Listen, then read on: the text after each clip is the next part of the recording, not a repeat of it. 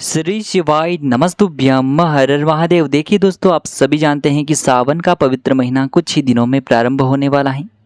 और सावन के इस पवित्र महीने में क्या हमें शिवलिंग पर चढ़ा हुआ जल पीना चाहिए या फिर नहीं पीना चाहिए, इसके बारे में आज हम इस वीडियो में जानने वाले हैं। देखिए, हमारे हिंदू धर्म में भगवान शिव को देवताओं में सबसे उच्च स्थान प्रदान किया गया है।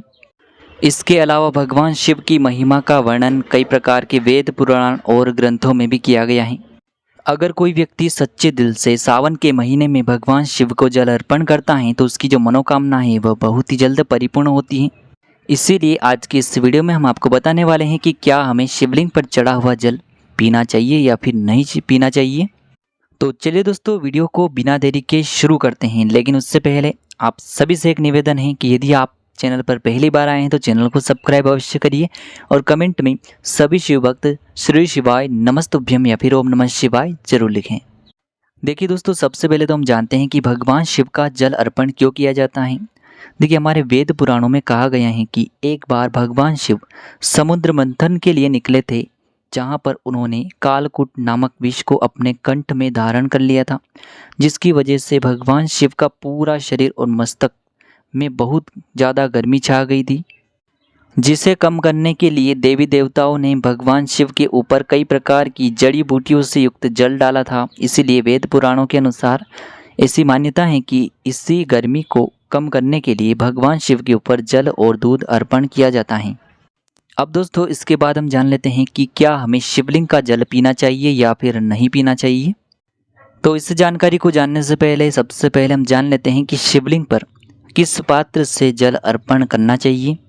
देखिए, अगर आप चाहते हैं कि सावन के इस पवित्र महीने में भगवान शिव की कृपा सदैव आपके ऊपर बनी रहे और भगवान शिव आपसे कभी भी रुष्ट न हो, तो इसके लिए आप जब भी शिवलिंग पर जल चढ़ाने जाएं तो इसके लिए आप हमेशा तांबे, चांदी या फिर कांसे का पात्र ही लें।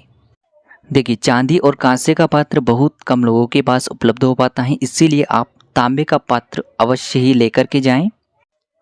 इन सभी पात्र से भगवान शिव के ऊपर जल अर्पण करें। अगर आप स्टील से बने हुए पात्र से भगवान शिव पर जल अर्पण करेंगे तो भगवान शिव आपसे बहुत अधिक रुष्ट हो जाएंगे और आपकी किसी भी कामना को परिपूर्ण नहीं करेंगे। तो इस बात का आपको ध्यान रखना है।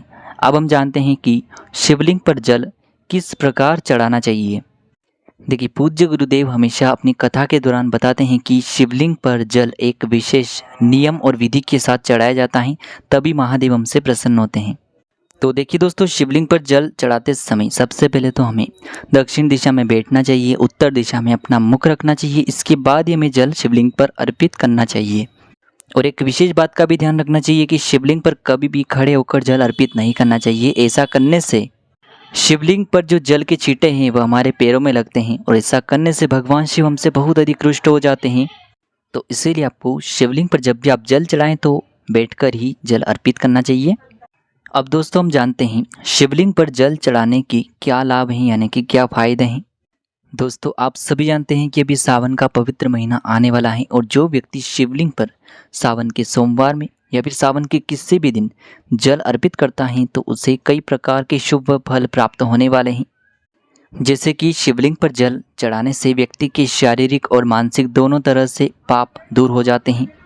अगर किसी भी व्यक्ति के विवाह में विलंब हो रहा है, किसी भी कन्या के विवाह में विलंब हो रहा है और यदि वह प्रतिदिन शिवलिंग पर जल अर्पित करती हैं, सच्चे मन से प्रार्थना करती हैं, तो उनके विवाह के संयोग बहुत ही जल्द बनने लगते हैं। यदि आप किसी भी प्रकार की समस्या से परेशान हैं तो सच्चे दिल से भोलेनाथ की शिवलिंग पर जल चढ़ाकर उस समस्या को दूर करने की यदि आप महादेव से प्रार्थना करते हैं तो आपकी वह समस्या बहुत ही शीघ्र समाप्त होती है। इसी के साथ में यदि कोई महिला संतान प्राप्ति के लिए शिवलिंग पर जल अर्पण करती हैं तो उससे बहुत ही जल्द पुत्र रत्न की प्राप्ति भी होती है। शिवलिंग पर जल चढ़ाने से शीतलता प्रदान होती है। शिवलिंग पर चांदी के पात्र से या फिर तांबे के पात्र से या फिर कांसे के पात्र से जल अर्पित करने से भगवान शिव बहुत अधिक प्रसन्न होते हैं। यदि कोई व्यक्ति सावन के सोमवार पर भी सच्चे मन से जल अर्पित कर देता है तो उससे अपने जीवन में हर कार्य में सफलता की प्राप्ति होती है और उसकी हर मनोकामना भी शीघ्रता से परिपूर्ण होने लगती है। अब दोस्तों, हम जान लेते हैं कि भगवान शिव को नीलकंठ नाम से क्यों जाना जाता है, साथ ही साथ उन पर जो जल चढ़ाया जाता है उसे हमें पीना चाहिए या फिर नहीं पीना चाहिए। देखिए, आप सभी ने समुद्र मंथन का नाम तो सुना ही होगा। समुद्र मंथन में कई प्रकार की बहुमूल्य वस्तुएं निकली थी, जिसे सभी देवता ने और दानवों ने आपस में बराबर बांट लिया था। लेकिन इसमें एक ऐसी चीज भी निकली थी जिसे कोई भी लेने को तैयार नहीं था। यह था समुद्र मंथन से निकला हुआ हलाहल विष। इस विष की एक बूंद पूरी सृष्टि में तबाही मचा सकती थी। तब परेशान देवता और दानव भगवान शिव के पास गए और उनसे मदद मांगी। भगवान शिव ने इसका एक हल निकाला। उन्होंने कहा कि इस विष का पूरा घड़ा वो स्वयं पिएंगे। शिव जी ने वो घड़ा उठाया और देखते ही देखते पूरा पी गए। हालांकि उन्होंने ये विष गले से नीचे नहीं उतारा। इस विष को उन्होंने गले में ही पकड़ कर रखा। इस कारण शिव जी का गला नीला पड़ गया और तभी से उन्हें नीलकंठ कहा जाने लगा, जिसका अर्थ है नीले गले वाला। अब दोस्तों, अंत में हम जान ही लेते हैं कि हमें शिवलिंग पर चढ़ा हुआ जल पीना चाहिए या फिर नहीं पीना चाहिए। देखिए, सावन का महीना कुछ ही दिनों में आने वाला है। महादेव के भक्त शिव की कृपा पाने के लिए उनकी पूजा करते हैं और शिवलिंग पर जल अवश्य चढ़ाते हैं। सावन के महीने में शिवलिंग पर जल चढ़ाने का विशेष महत्व तो बताया गया है। ऐसी मान्यता है कि श्रावण के महीने में जो व्यक्ति सच्चे मन से शिवलिंग की पूजा करता है और जल चढ़ाता है, भगवान शिव उसकी मनोकामना जल्द पूरी करते हैं। शिव पुराण में शिवलिंग पर जल चढ़ाने से जुड़ी कुछ विशेष नियम बताए गए हैं, तो इसी बारे में आज हम जानने वाले हैं कि क्या शिवलिंग पर चढ़ा हुआ जल पीना चाहिए या फिर नहीं पीना चाहिए। तो देखिए, हम सबसे पहले हम जान लेते हैं शिव महापुराण के अनुसार। शिव महापुराण के मुताबिक शिवलिंग पर जल चढ़ाना पुण्य का काम है। इस जल को आप प्रसाद के रूप में भी ग्रहण कर सकते हैं और ऐसा करना बहुत ही शुभ माना गया है। शिव पुराण के 22वें अध्याय के 18वें श्लोक के अनुसार शिवलिंग पर चढ़ा हुआ जल पीना शुभ होता है। शिवलिंग का जल पीने से आपको सभी रोगों से मुक्ति मिलती है, मानसिक रूप से सुकून मिलता है और तनाव भी दूर होता है। जीवन की नकारात्मक ऊर्जा भी समाप्त होती है। इसीलिए आप सावन के इस पूरे महीने में शिवलिंग पर चढ़ा हुआ जल अवश्य ही ग्रहण करें। अब देखिए, शिवलिंग के जल को पीने के भी नियम होते हैं। शिवलिंग के ऊपर चढ़ाए गए जल को चरणामृत के समान माना जाता है। इसे आप पी सकते हैं। ऐसा करने से कई प्रकार के रोगों से मुक्ति मिलती है। तो जब भी आप शिवलिंग का जल ग्रहण करते हैं तो आपको एक बात का ध्यान रखना है कि शिवलिंग पर चढ़ाए गए जल को जब भी आप ग्रहण करें तो वह जो जल है किसी के पैरों में नहीं आना चाहिए, किसी के पैरों में नहीं गिरना चाहिए। यानी कि चढ़ाया हुआ जल आपके पैरों में नहीं आना चाहिए। इस बात का आपको विशेष कर ध्यान रखना चाहिए।